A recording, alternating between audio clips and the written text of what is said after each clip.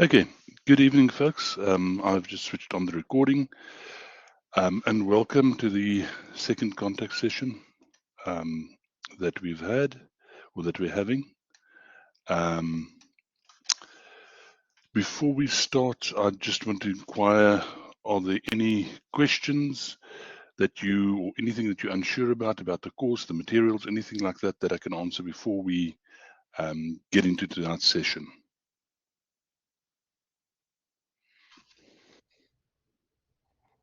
Hi, Carol. How are you? Good, yourself, Ndeka? I'm well, thank you. I was still having a challenge with accessing the first session. I tried for the life of me. I recall I Okay, even emailed you about it, but then I was waiting for your YouTube link. okay. Yeah, with regards to Okay, I've been amiss with that, Tandeka. My plan is tomorrow morning I will upload that link, and I will upload tonight's link as well tomorrow morning.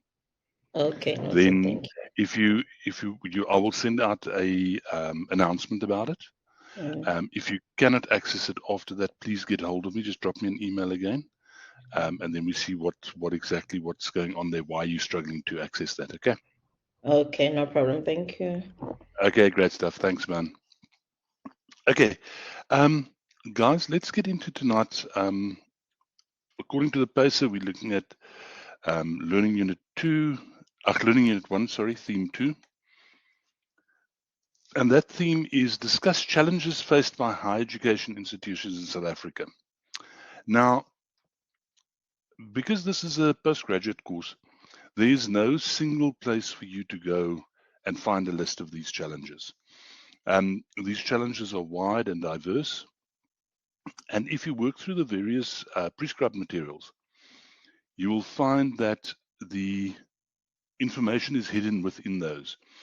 Hidden in terms of the statistics that's given, hidden in terms of the targets that are set, and so on. So you've basically, as the student, you've got to go dig through um, the different prescribed materials and go find these challenges.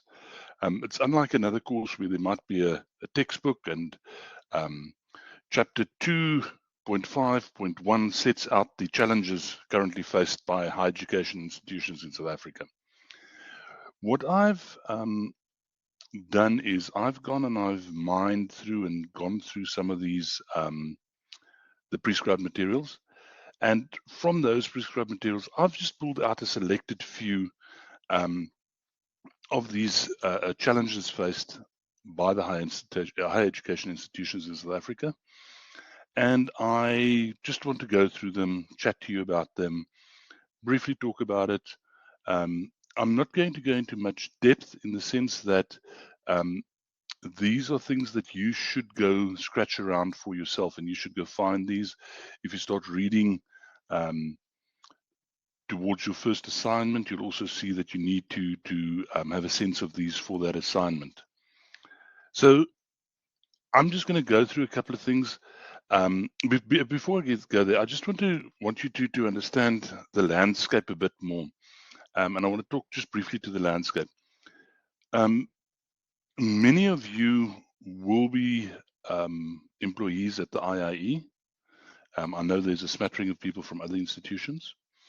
Um, but we tend to think of higher education, when we talk higher education, we think about universities. We need to keep in mind, and especially for those of us that work in private, we talk about universities and we talk about ourselves um, as private institutions, also in the same term as university, as we offer degrees. There's a legal technicality around that, us not being called a university. Um, but as the Constitutional Court said, we are a university in all but name. But we need to understand higher education as further and wider than that.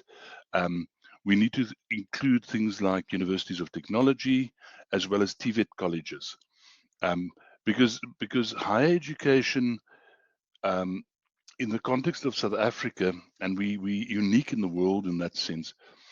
We talk about higher education institutions, but when we talk about it in the legal terms, and many of your or when government talks about it, it's not really higher education in the traditional international way that it's seen.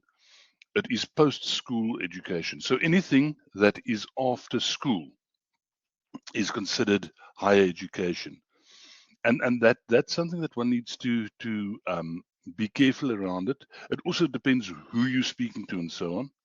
But definitely when we look at the challenges and we look at the various prescribed materials, they're talking post-school. So after a student has left high school, and I almost tend to say, irrespective of what level of high school they leave, and they enter an alternative to high school or something that is after high school, that is considered post-school higher education in South Africa. So just keep that in the back of your mind. Okay, let me have a look at a couple of these challenges, just so you can see what we're talking about. So, and I've done this specifically. I know it's academic bad practice, but I've specifically not referenced these where I've pulled these from, because eventually it is up to you to go have a look and find these. So one of the challenges is building a fair, equitable, non-racial, non-sexist, and democratic South Africa. And in one of your PMs, this is placed squarely on the higher education or the tertiary educational institutions in South Africa, that they must contribute to this. Now, the question that you need to ask yourself is, how would a university or a tertiary institution, how do you think they can contribute to building a fair, equitable, non-racial, non-sexist, and democratic South Africa?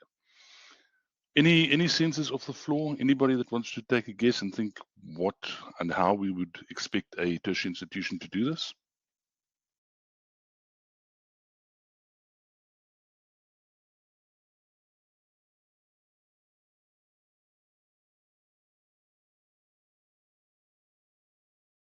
Good evening. Hi, Namvula. Yes. Uh, okay, I'm thinking maybe fair. Uh-huh. How do we provide? Oh, I'm so sorry. No, Noise it's in the fine. background.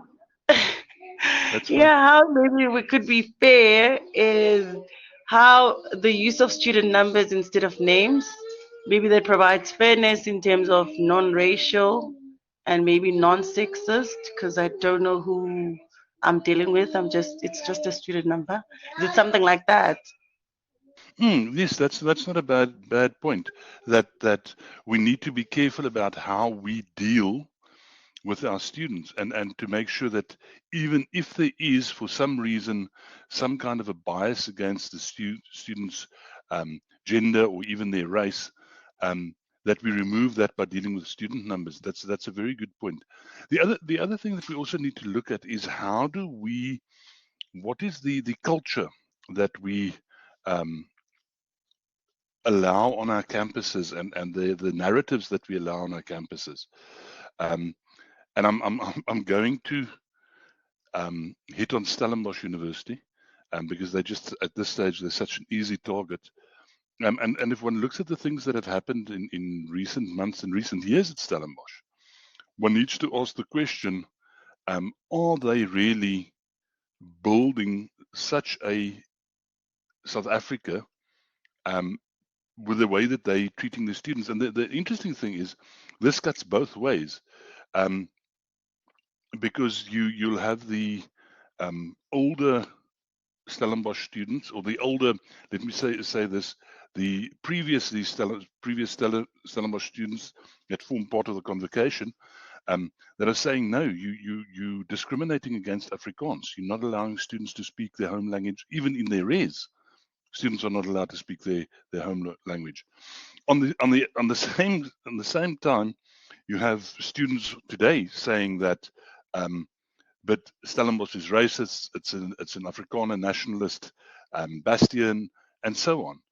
So we need to look at how we, as institutions, conduct our business and what we show students to be and I'm putting this in inverted commas, correct behavior. And that goes from the way in which we treat our students when we do assessments, all the way through to the narratives that we allow on our campuses. The second point is a single coordinated post-school education and training system.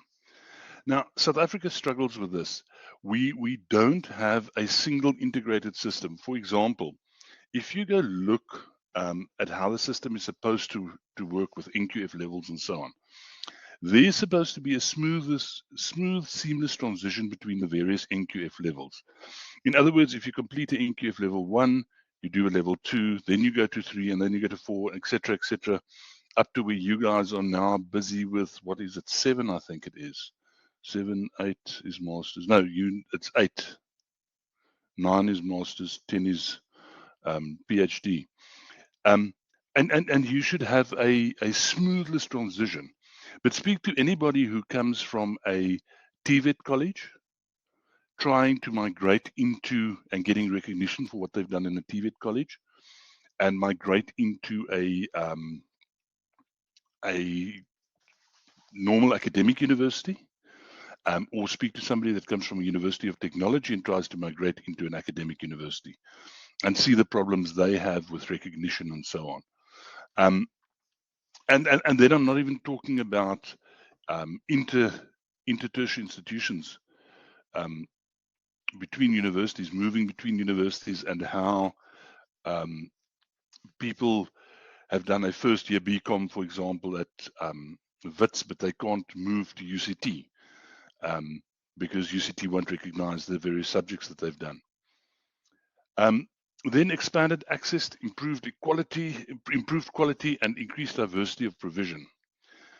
We have got a serious shortage on access to tertiary education, and I'll show you the challenges that are faced around that in the next slides.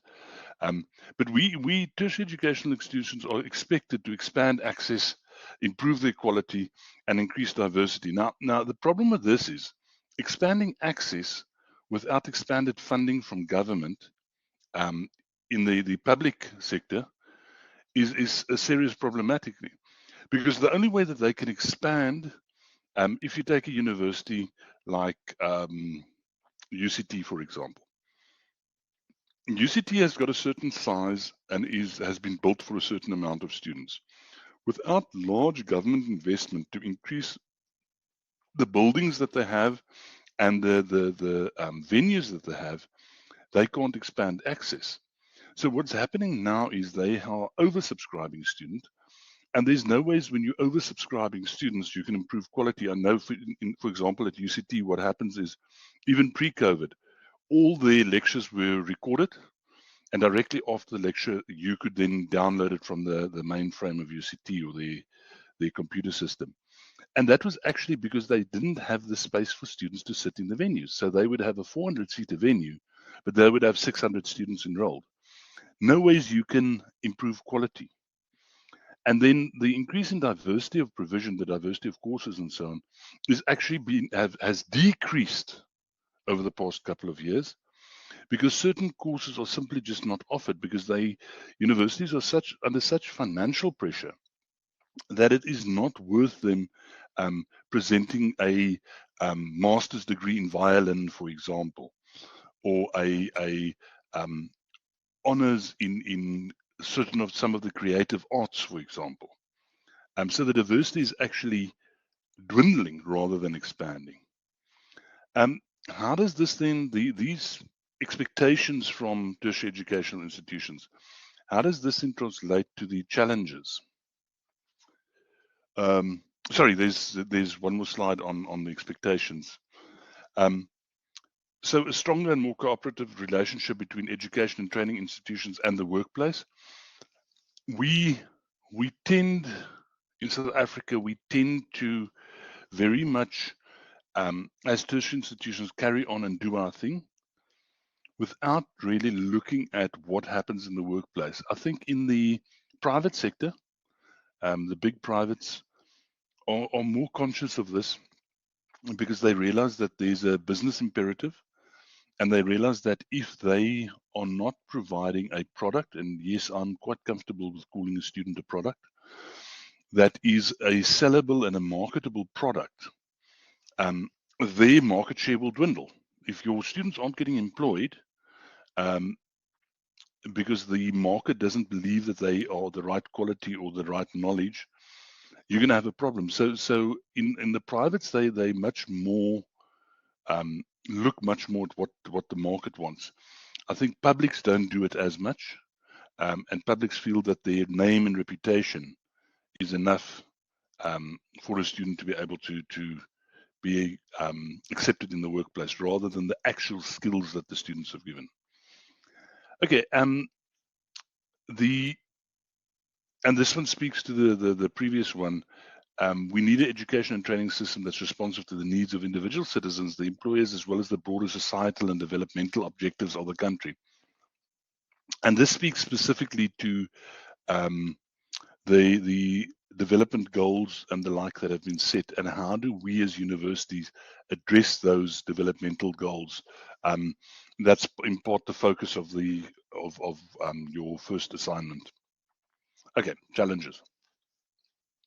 So 32% of adults in South Africa have completed secondary schooling. Now, your problem there is quite obvious. So out of all the adults that we have, which is the market for tertiary education, only 32% have completed secondary schooling. So yes, I know a bunch of those can go into the TVET colleges, but the problem is, we all know that if there's 32% that have completed their secondary schooling, that 32%, for a large amount of reasons, cannot be absorbed into tertiary education. So that is a problem. We need to get more people to complete their secondary schooling, and complete secondary schooling at such a level that they are available to go into tertiary education, that their secondary schooling qualification puts them in a position to take up a place in tertiary education. Only 6% of adults have a degree. And that's the first degree that we're talking about. So in other words, if we look at the 32%, only 6% of them end up, well, it's not even 6, it's 6 over 32, end up in tertiary education and complete a degree, which is extremely low. And this speaks to so many different things. And the one issue I've highlighted there is that a worker with a degree gets 6 times more as a worker without a matric certificate. So if you look at the 32% and you look at the other 68, and then think of only 6% and look at the other 94%, you find that 6% is earning a hell of a lot more than the 68%. And that furthers the imbalance, going back to the first challenge, or the first requirement or first expectation of higher education institutions, to create a more balanced society and a more equal society.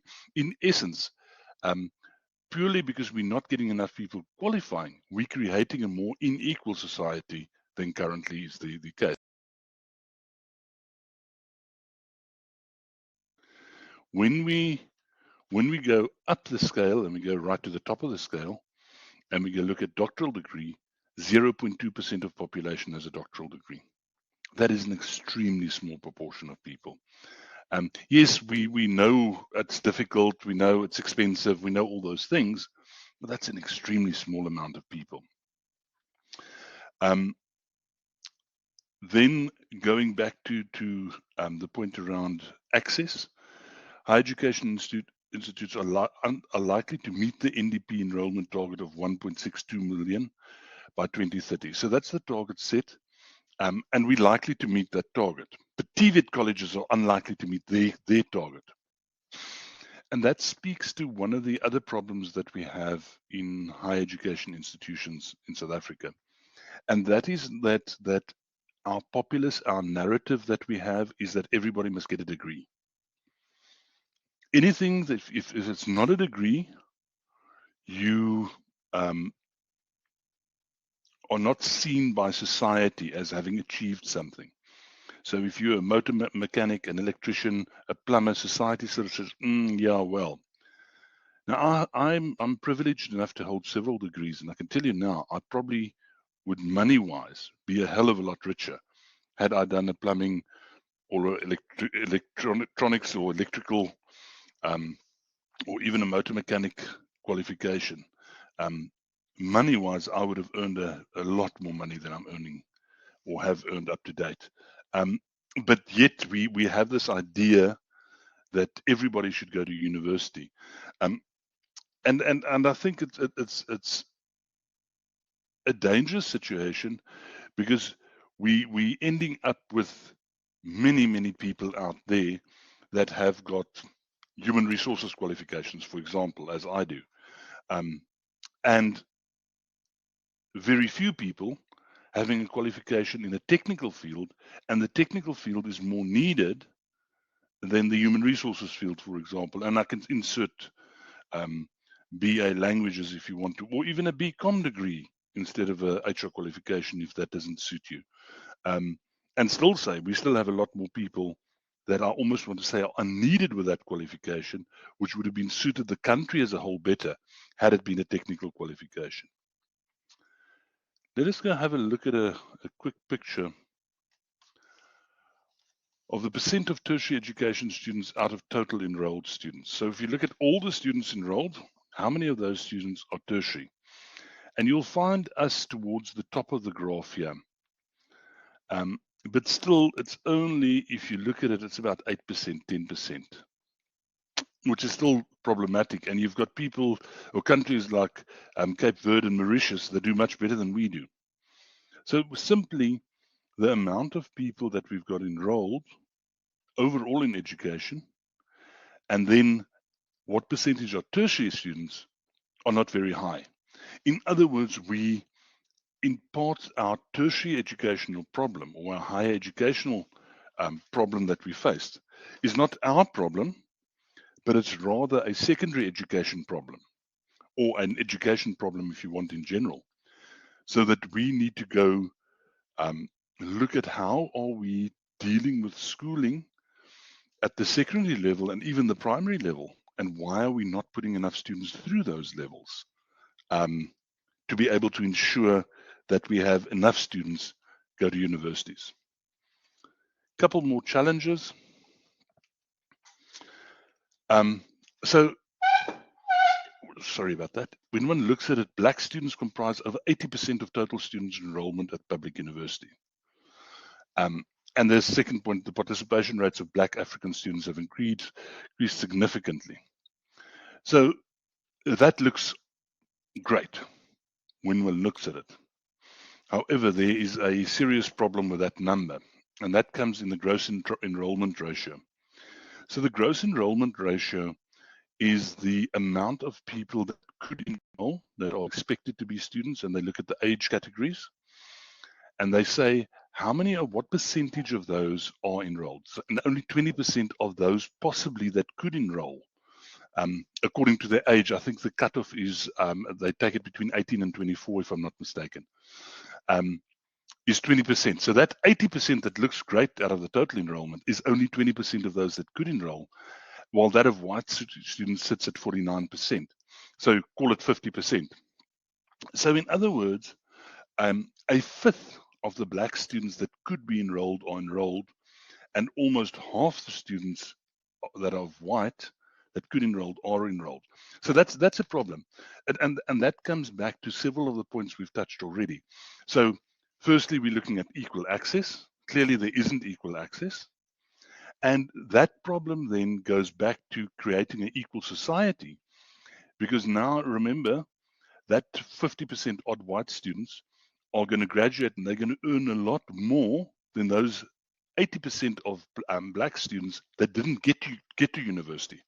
So one needs to look at that access, and we tend to live in a world where government will trot out the 80% of total student enrollment at public universities are Black, but we won't talk about the gross enrollment ratio, which actually shows us that 80% isn't good enough. It actually is a problem.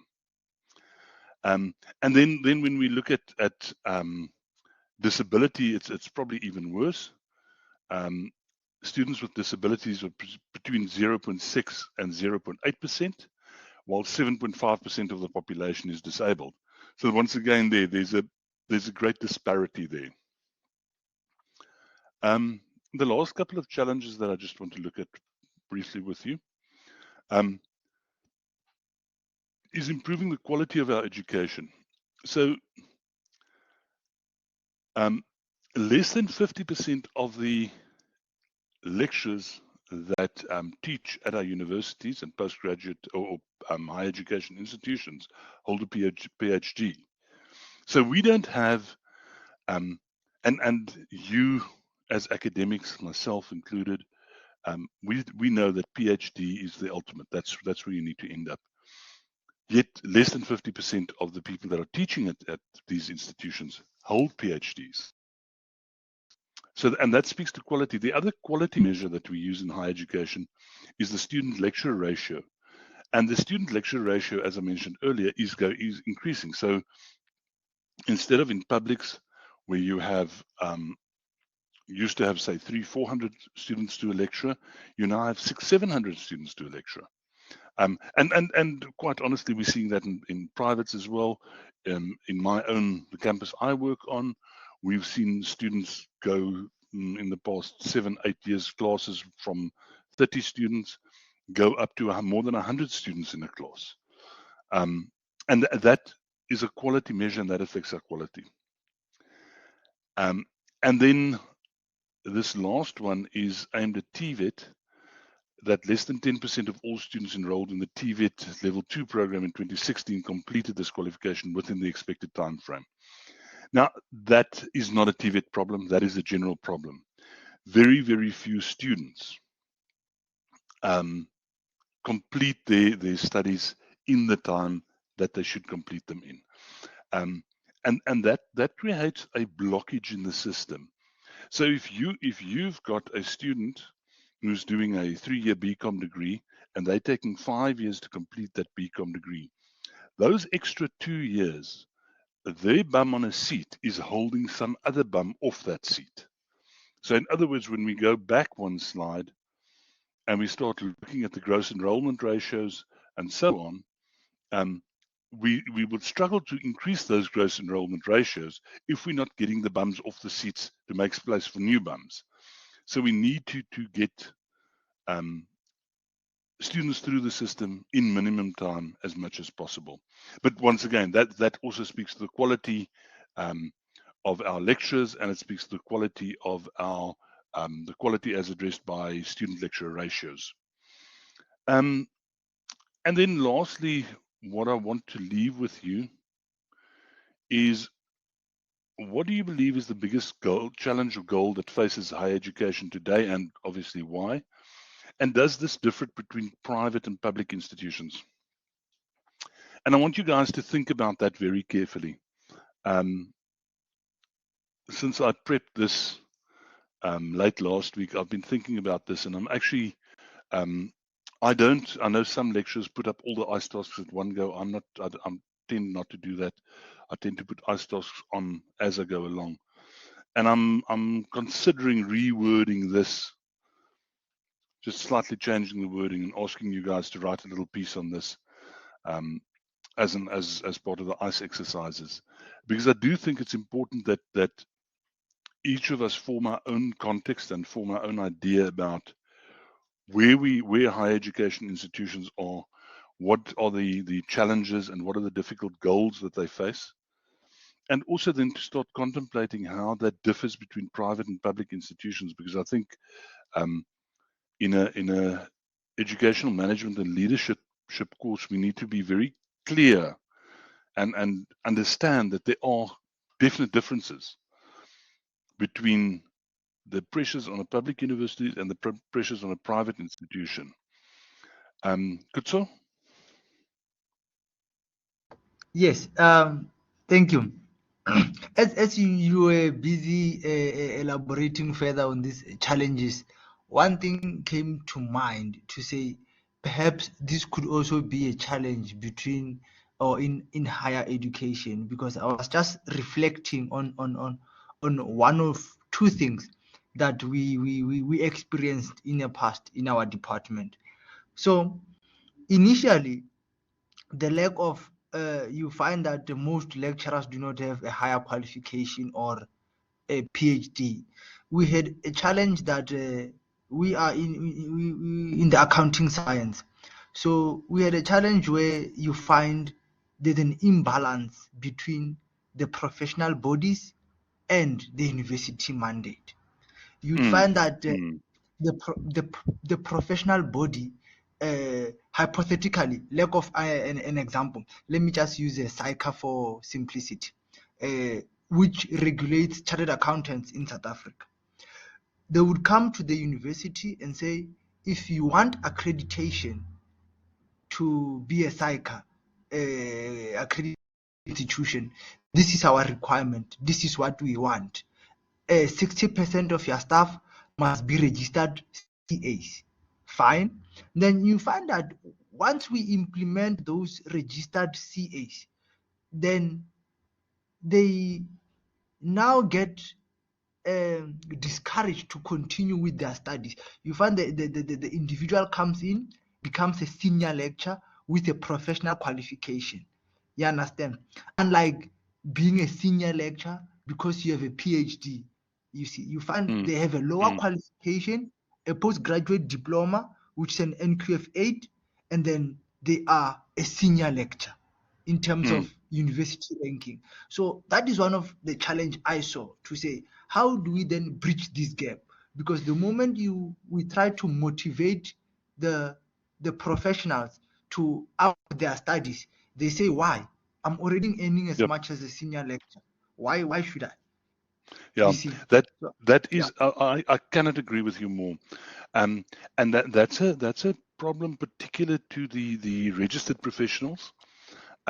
Yes. I can tell you an even better SICA, and I know SICA comes with its own issues, but I can tell you a more interesting one.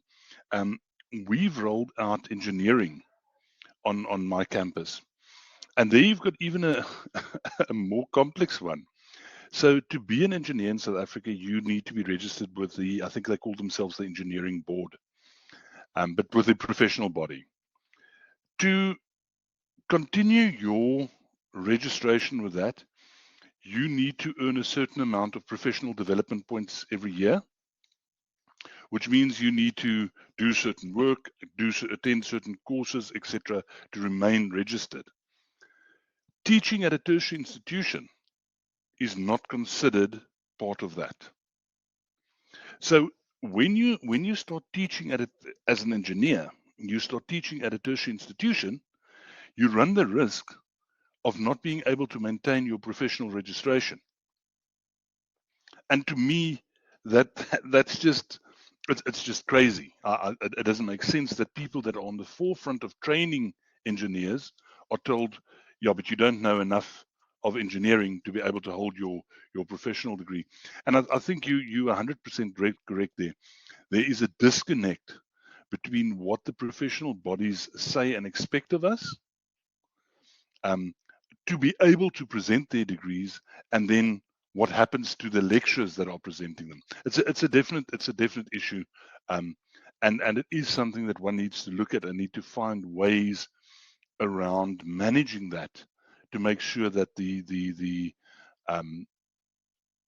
that you have people that continue to develop and continue to complete the masters and PhDs, and you need to find ways of promoting those people and ways of paying them a salary to make it worth their while without pricing them completely out of the range. Yes, but thank you for raising that. I think it's a very valid point. Guys, Yes. any other questions, any other comments from anybody else?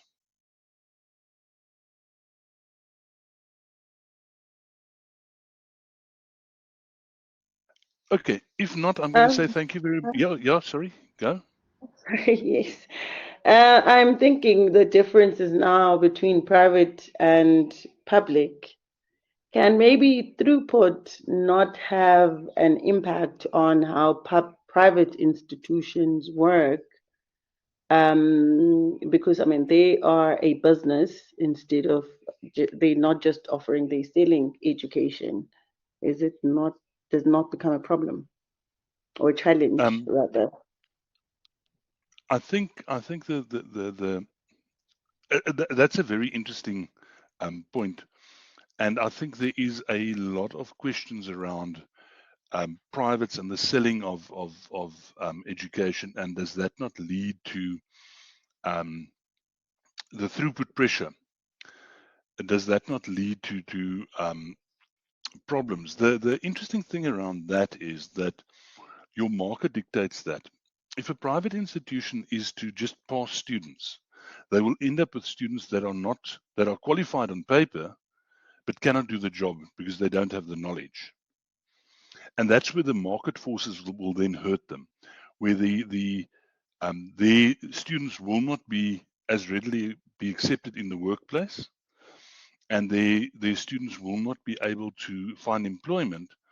And when that happens, the question arises from the student and the prospective student: why should I be paying a premium for an education that is not going to give me a job?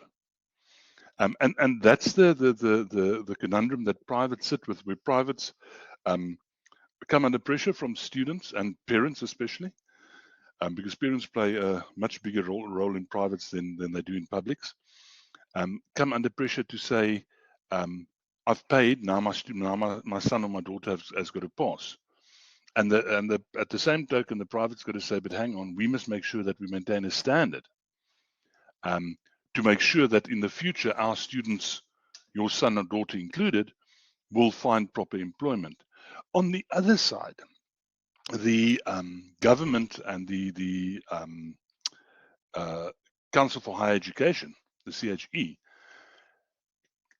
keep an hawk's eye on the private side. I'm in many cases, I feel I've been through a couple of CHE inspections, and I somehow feel we are just measured so much tougher than what the publics are measured at, and we've got to prove so much more than the publics.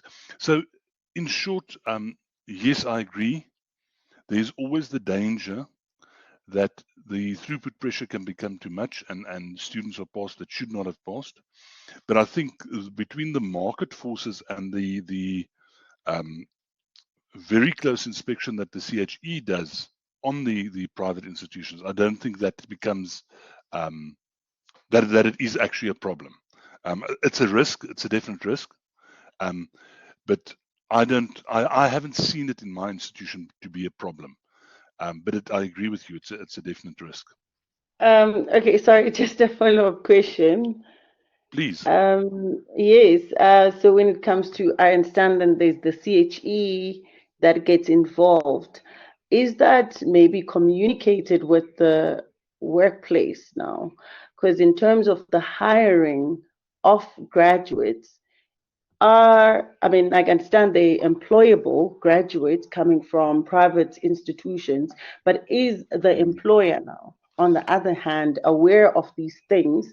And or are they, the students coming from private colleges, more employable compared to the students coming from public institutions?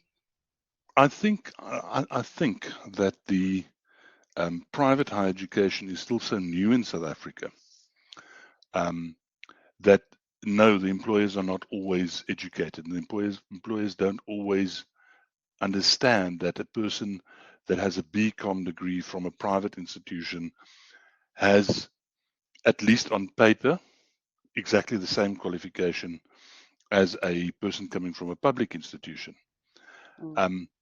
But I think in the market, I've got people in that liaise with me that specifically ask for students from our institution. One is in the accounting field, because they believe our students are of a higher quality and a higher academic standard than the students that they get from the public. The other thing that we also need to look at, and this is one of the challenges. I'm just trying to remember where it was, how it was worded, but basically that our we've got a system that works, and a system that works across an educational system that's integrated and works across. The other issue that we have, we could talk about private and public institutions, but we also need to talk about institutions among themselves. So there are private institutions that do not have a good reputation at all. But there are also public institutions and public universities that don't have a good reputation. Speak under correction, but I think it was Nelson Mandela Bay that was a year, 2 years ago. They presented 23 qualifications that weren't properly registered, and were in fact not registered as the qualifications. Yeah, So, UNISA so, is so something. yeah, UNISA also had a problem. I mean, UCT at one stage was threatened with deregistration of their LLB qualification. Yes. So we've got to look at not just the public and private now, and yes, there's a definite thing there, and no, the employers aren't properly informed, but there's also a thing between the various institutions, irrespective of their private or public, and that the standards are not always the same. And you see that in applications. If you go look at how many students, and I'm going to be unfair, I'm going to take Saul Plaatje University because it's the youngest university. It's the one up in the Northern Cape. And if you take Saul Plaatje and you go look at how many qualification it presents and how many people apply to go there, and you compare it to a WITS or a University of the Free State or a UCT or a Stellenbosch, for example, and the amount of students that apply there, even in the limited qualifications, you'll see there's a massive difference in application numbers. And that difference is there simply because people believe I will get a better education at one of the top 2 or 3 or 4 universities in the country than at another university. And now the question arises, what is a top university? Why is there a difference? Don't we have an equitable system where my BCom qualification and your BCom qualification, irrespective of where we've done them, is an equal qualification? And clearly, in the public eye, it's not. So that's a further thing that one needs to look at, is how do you get those institutions to then be the qualifications to be equal? Good, sir? Yes, just to add on that as well. Because I had an opportunity to teach 3 universities. So 2 were academic and the other one was a technical, a TVET. So the qualifications are the same.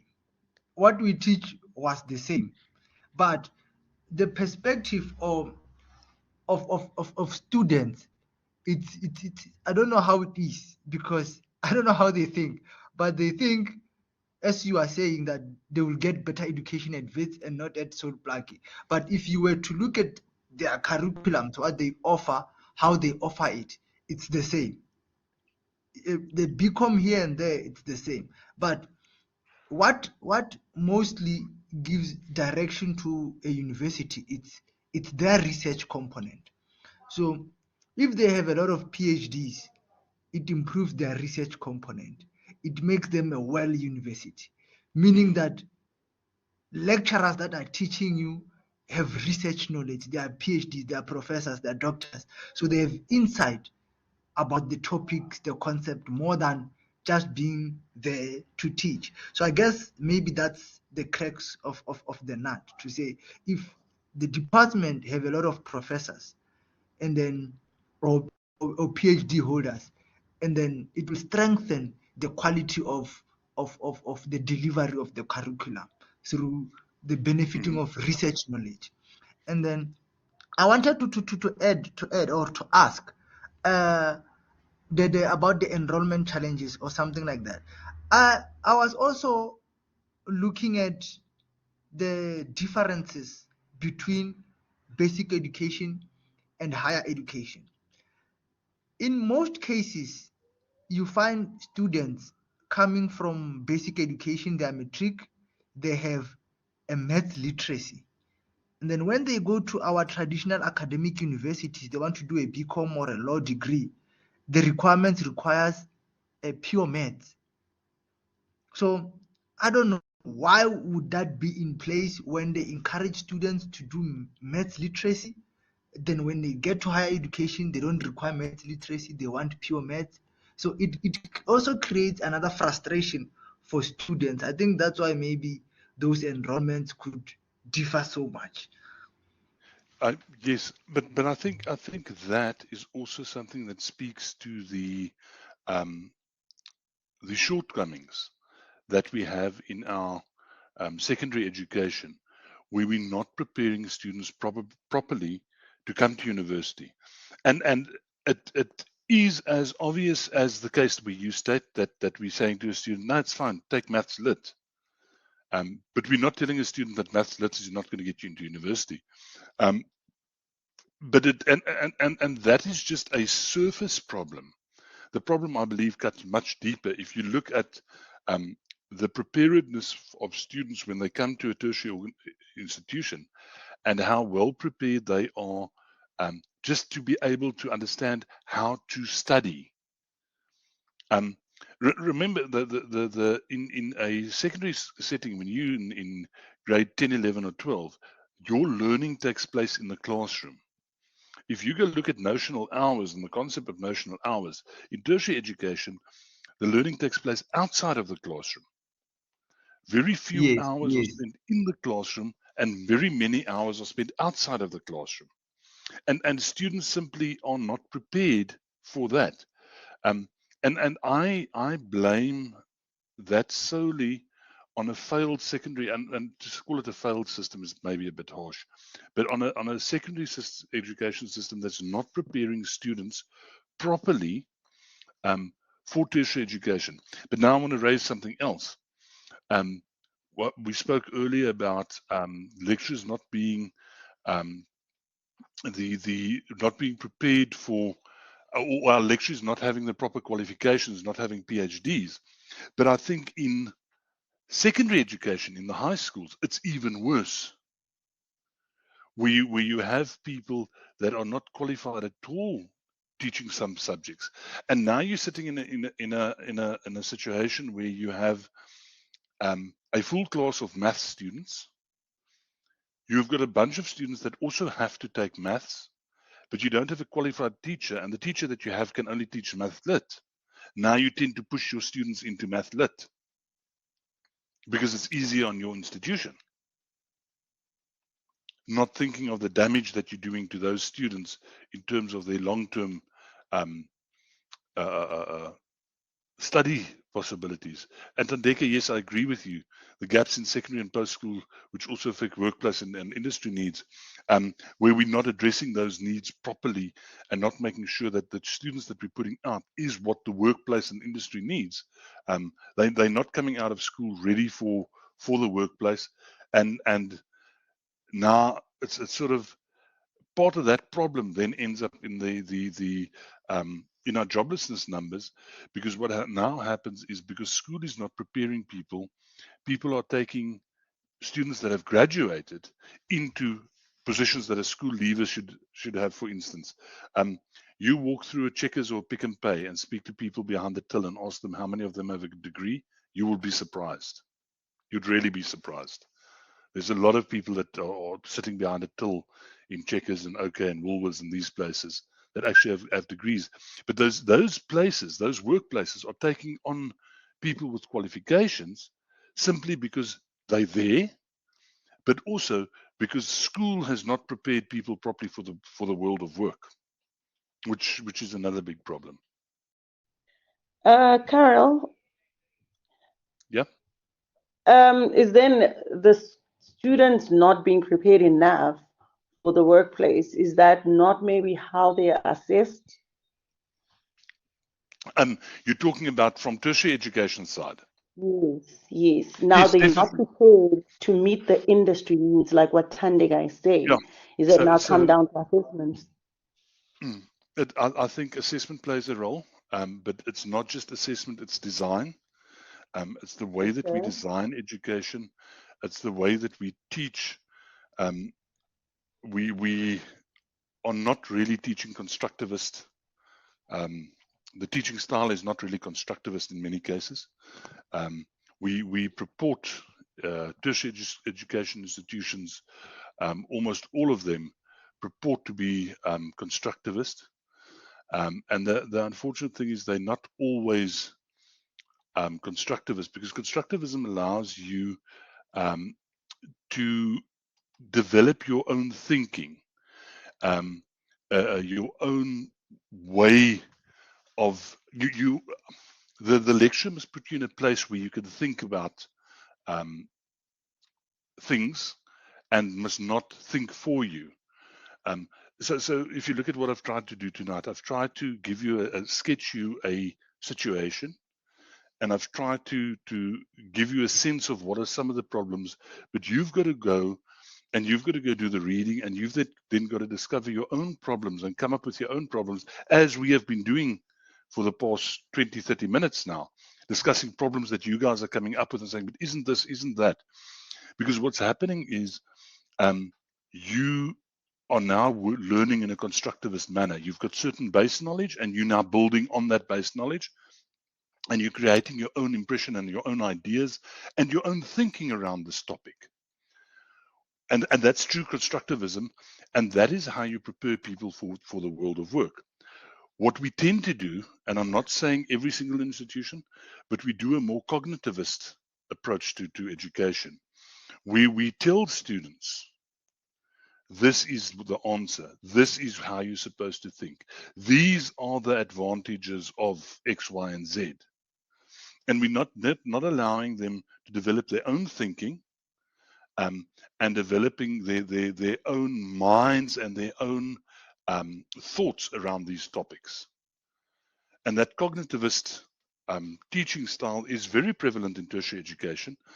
And it is so that is one of the reasons why we, in many cases, do not prepare students correctly for the world of work.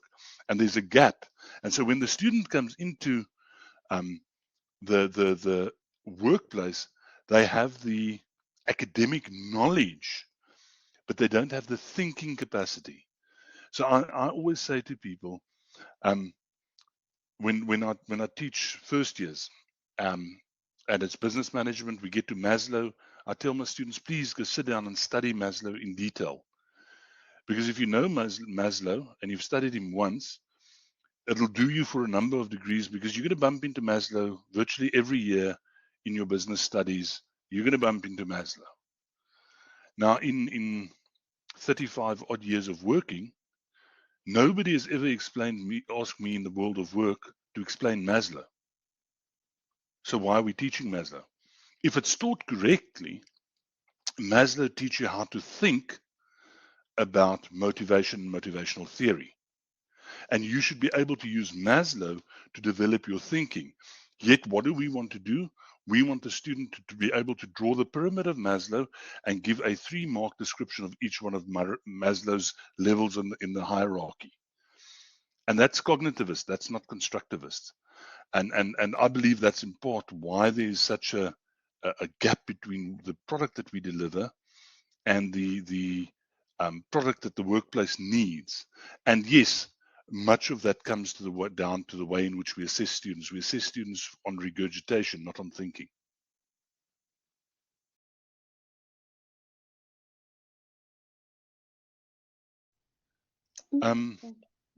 Okay, go Nomvula.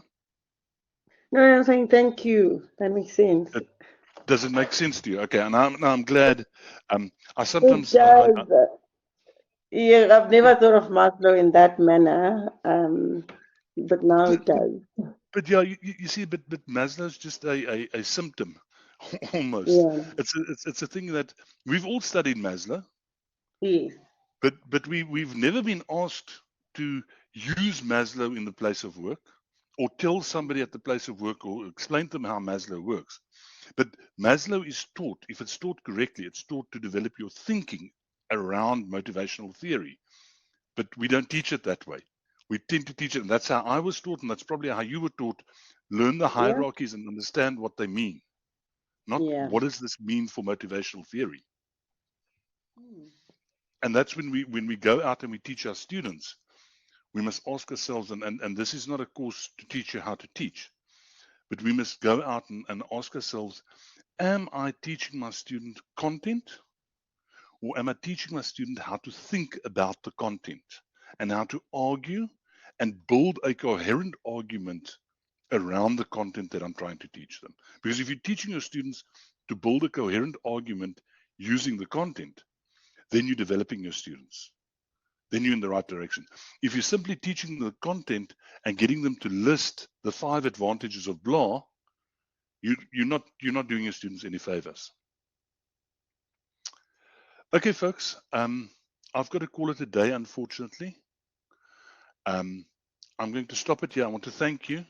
We are very few people in class, but I think we had a very productive and enjoyable session. And I think the folks listening to the recording afterwards will also find it interesting and stimulating. I will drop this recording tomorrow, and I'll do an announcement to make sure everybody knows where to get the recording. And then I'll see if I'm going to do this as an ICE task or not, or how we're going to approach it. Okay, folks, that's it. Thank you, and good evening. Thank you so much. Good evening. Right, cheers. All right, bye. Cheers.